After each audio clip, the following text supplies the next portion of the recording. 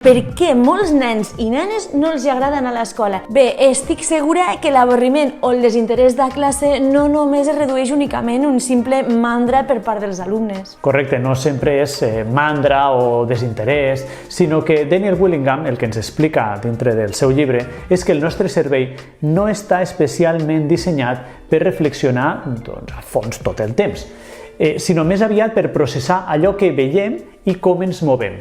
Pensar de manera abstracta, constant i sobretot de manera profunda durant moltes hores de classe és un gran desafiament per a qualsevol nen i nena i inclús pels adults. Segons diu Willingham, no estem dissenyats per reflexionar, però alhora sentim una satisfacció immensa quan resolem un problema o comprenem alguna cosa nova. És aquell moment ahà. Doncs, reprenent la idea de Willingham, reflexionar és un procés lent i consumeix moltíssima energia.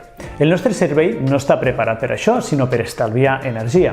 Quan percebem que l'esforç valdrà la pena, ens llancem a pensar i a resoldre problemes. És com si només gastéssim combustible mental en reptes que considerem assolibles.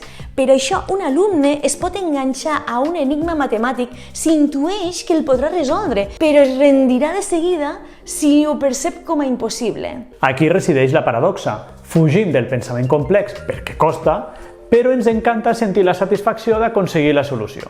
Per això l'alumne, quan veu que va progressant a classe, comença a gaudir de debò a la classe. És com anar al gimnàs. Si porto mesos anant-hi i no veig progressos, m'acabo cansant i em desapunto.